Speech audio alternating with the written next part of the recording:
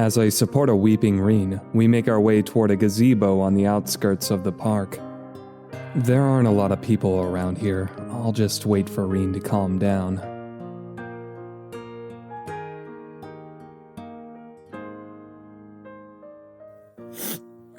Rin and I take a seat next to each other on a bench.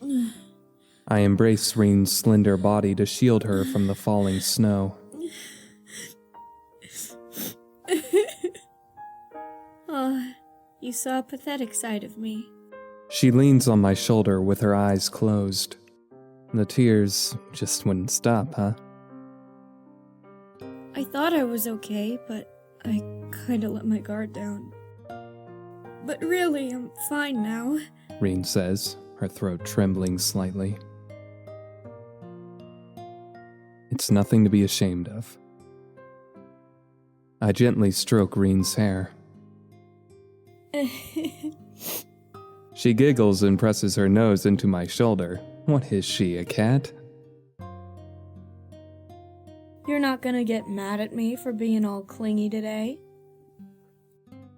Come on, I never get mad at you, right? Seriously?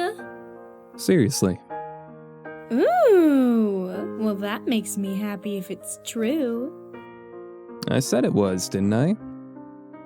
I reach out and pinch Rin's nose. What are you doing? Rin struggles as tears appear in her eyes. Seriously, there's more cat than girl here. My bad. Come on, you meanie. As we laugh and take turns pinching each other's noses, it gradually segues into a soft kiss. Why now of all times? No, maybe it's because of what's been going on? Huh? We whisper back and forth while clinging tightly to each other. You know, I really like you, Shu-san. Yeah. Yeah? Not surprised? Nah, your actions make it pretty obvious. I reach up and tickle Rin's earlobe. Yeah, that tickles! Rin squirms around in my arms. Hey, stop it. Apparently enjoying the whole affair, Rin starts putting up more resistance. She scratches me with her nails and tries to bite my nose. You dummy! Damn you! Yeah! Seriously, we're acting like a pair of little kids. After screwing around for a while, we finally calm down. You know, I always knew that you didn't like me, Shu-san. You idiot, that's not true. We've spent all that time together, haven't we? But you've never made love to me. I've already told you 1,000,000 times. It's due to the age-old rules of the red light district. But I guess I'm just using them as an excuse so that I don't have to come to grips with what I really feel inside. I'm deathly afraid of having someone important to me and then losing them. Are you thinking about something again?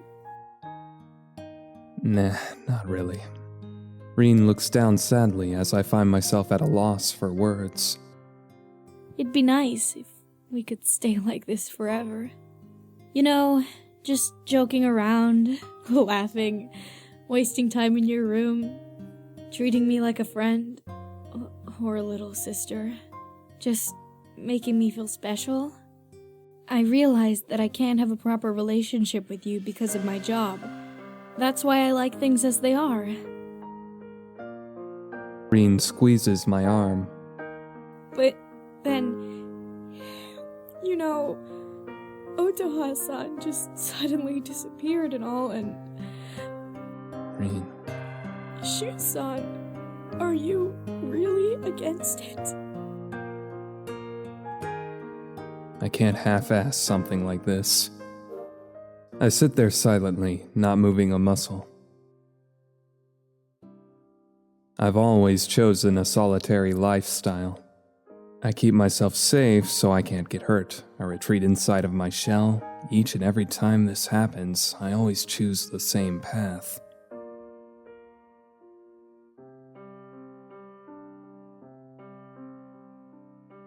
Well, Shu-san, let's get going, shall we? After a little while, Rin stands up with a smile on her face. She looks confident and refreshed. Sure. I suddenly noticed that the snows stopped falling.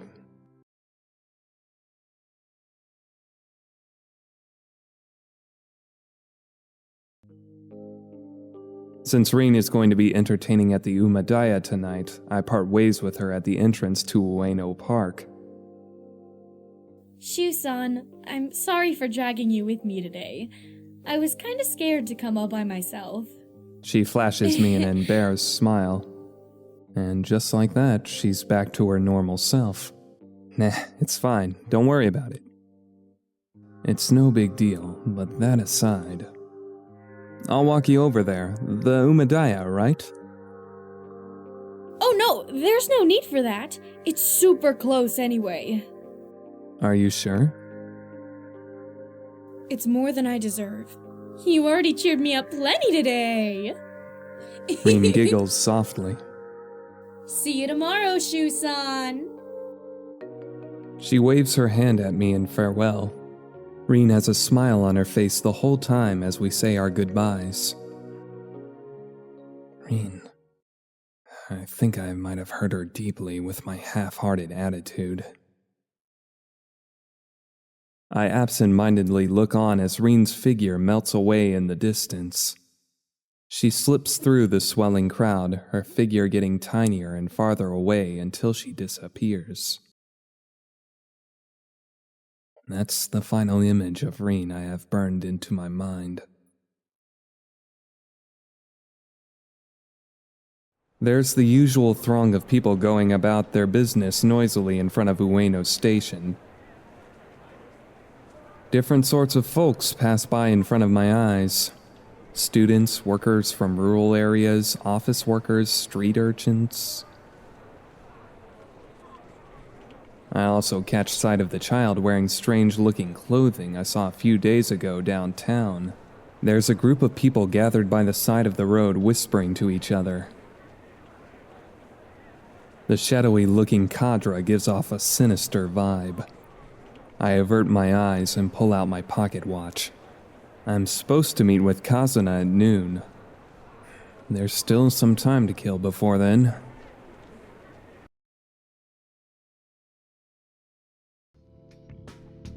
Oh, both of you. Kazuna isn't the only person waiting for me at Milk Hall. Toji silently raises her hand in greeting. Oh, hello there, Shugo-san. Thanks for showing up today.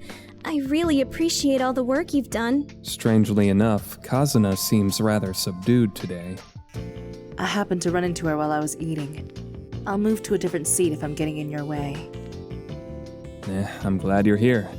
There's something I need to discuss with you as well, Toji. Toji narrows her eyes and shoots me a questioning look. Hang on, I'll get to it in a bit. Before that, I turn to face Kazuna. Kazuna, I need to talk to you about what's going to happen after this. To me? The truth is, I then proceed to give her a rundown of the events that led to me being involved with Otaha's case.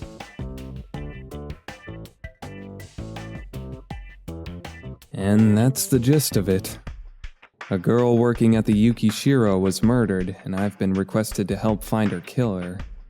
That's why I won't be able to concentrate all my efforts into the search for Yura. I know it's selfish, but I beg you, please just give me a little time to finish this. I bow toward Kazuna. Oh, no. Shugo-san, please don't do that. I see. I understand completely.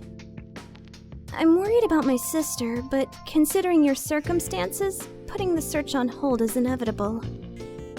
I'll be waiting for you until you finish that job, Shugo-san. Kazuna nods in assent with a kindly look on her face. Thanks, that's a big help.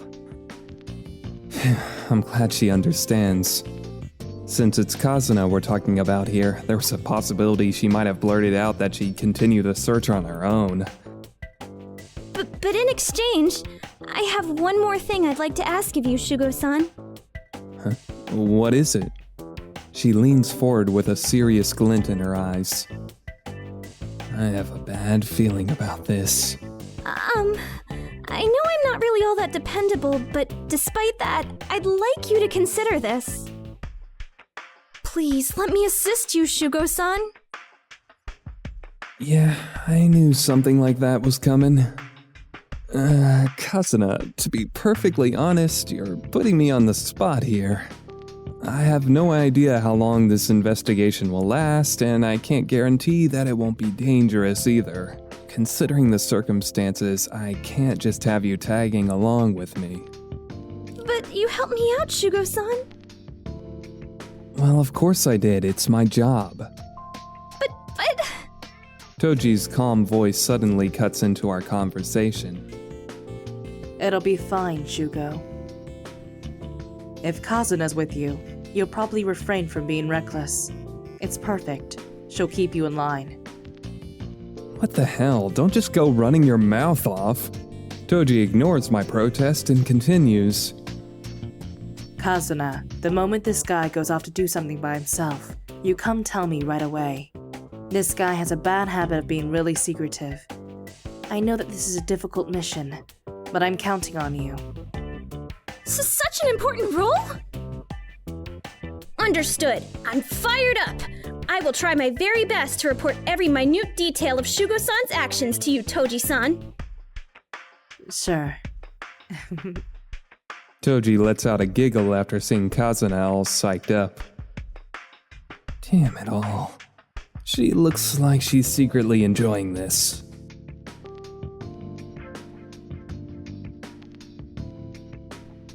So, what was it you wanted to talk to me about, Shugo?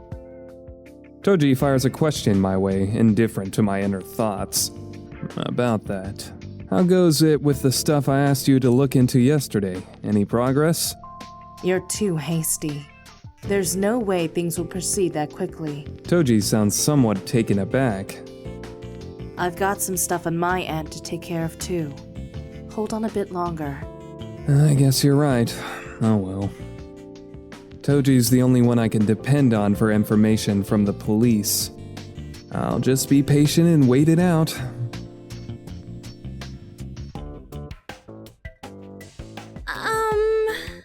Kazuna pipes up timidly when Toji and I reach a lull in our conversation. Are you guys talking about those murders? Yeah, what about them? I was just thinking about how it reminded me of an article I saw in the morning paper. Do you know which one I'm talking about, Shugo-san? I'm not exactly... I'm suddenly at a loss for words. You're referring to the suspect in the murders. The one that was released last night, correct? I heard it this morning from one of my contacts in the Ueno police station. Yeah, that sounds about right. It was a super tiny article, so it might have slipped by you, Shugo-san. Right. Making a grim face, I try to cover up my ignorance. This morning I had been rudely awakened by Rin, and then we headed off to Ueno Park for... stuff. Frankly speaking, there hadn't been time for me to read the paper. However, there's no way I could actually say that to the two ladies sitting in front of me. That's rather sloppy of you, Shugo. Huh? What are you talking about? My voice cracks and rises up a few octaves. Did Toji see right through my lies? Well, if you take on a job, you should at least take a look at the articles related to it, no matter how trivial they may seem. So that's what she meant. Yeah, you're right, Toji. Relieved, I nod in agreement with a serious look on my face. And times like this, it's best to just be meek. My bad, I should have known better. Oh, come on. You just didn't have time to read the newspaper because you were thinking about the case all day, right? Yeah, something like that. I trust you completely, Shugo-san. Right. I'll do my best. The scary thing about Kazuna is that she's just so innocent. Toji looks at me curiously as my guilt does strange things to my face. However, she pulls herself together and continues. There's some parts of your story I don't quite understand. But let's get back to business for the time being. Toji informs me solemnly. Regarding the released suspect. I wasn't informed of the finer details, but Toji lowers her voice. the suspect's name is Shigusa Tokiko. Apparently, she's one of the leaders of a religious organization known as Senri. They've recently become popular throughout the Ueno area. I see. I recall how crazy she seemed when I first laid eyes on her and gnawed deeply. That phony priestess, eh? That puts the weird things she was spewing into perspective. The destruction of our world approaches. If you don't want to be destroyed, then that's their set spiel. How do you find out she was a suspect? Well, I haven't heard any more than that. There seemed to be a pretty strict gag order on the details. But since they let her go pretty quickly, the cops probably didn't have any significant charges against her. I suppose you're right. But try as I might, I just can't accept Toji's words at face value.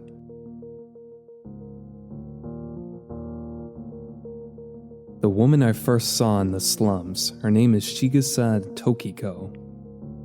It's not known how she's connected to the murders. However, she definitely seemed to be involved in some way.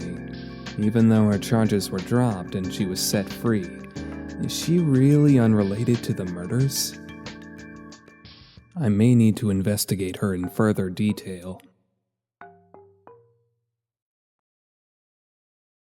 When we get out of Milk Hall, Ueno Station is packed with throngs of people. I pull up the collar of my coat to cover up skin that's exposed to the cold air. The sun is almost completely set. The area is blanketed in darkness and chill winter air. I'm going to head back with Kazuna for the time being. What are you gonna do? Let's see. I suppose I should pay a visit to Ujaku, since it's been a while. The madam's been feeling pretty down. I think it'll help if you stop by. Madam Ujaku might cheer up a little bit if her old friend drops by for a visit. Ujaku must have it rough. Toji's expression clouds over. I hope nobody else gets killed. There's a sliver of baseless doubt gnawing away inside my chest. Me too. Let's pray that it ends here. I nod in agreement with Toji's words. However, our prayers were in vain. When we return to the Yukishiro, what awaits us is more bad news. Rin's gone missing.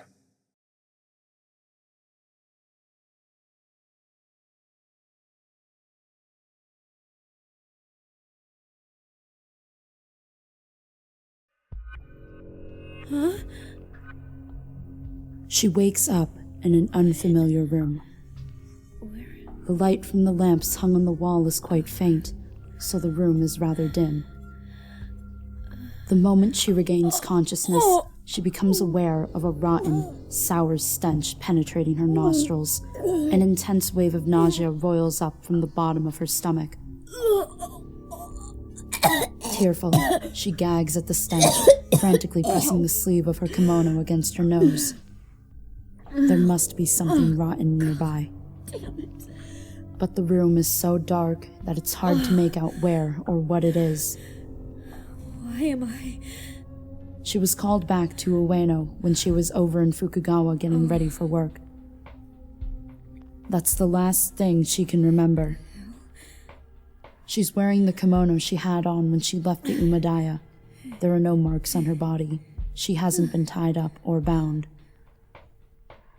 Only her wallet is missing, and her pockets have been completely emptied. Has she been kidnapped by some kind of pervert? The repulsive thought makes goosebumps rise over her entire body. A person who abducts girls and brings them to the cellar. I'm scared. What's going on? What sort of violence will she face? What will she be forced to do? Her imagination knows no bounds. There's an endless number of terrible things that could happen. Now that her eyes have grown accustomed to the gloom, she's able to take a look around the room. She can only see faint outlines, but it seems to be a dreary, empty room. When she looks up, she suddenly notices something strange hanging in the corner of the room.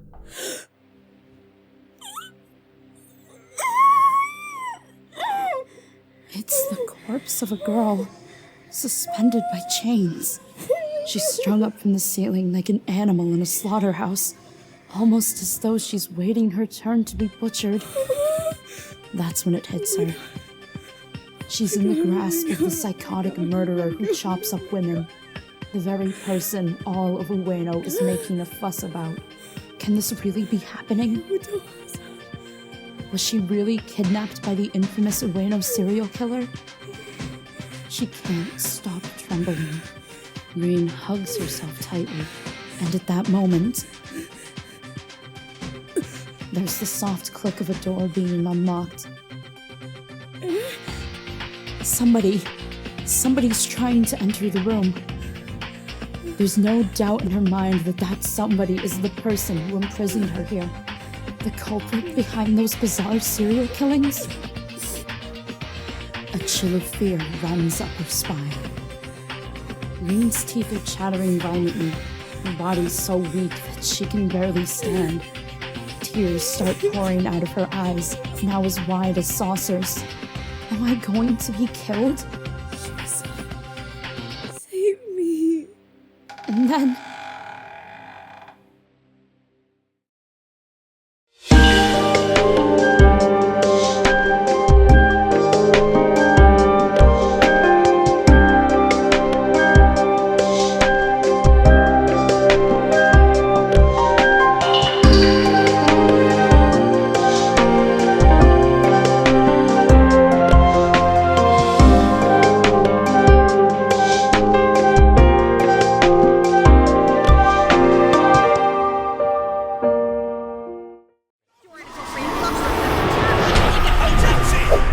Let's Start Project.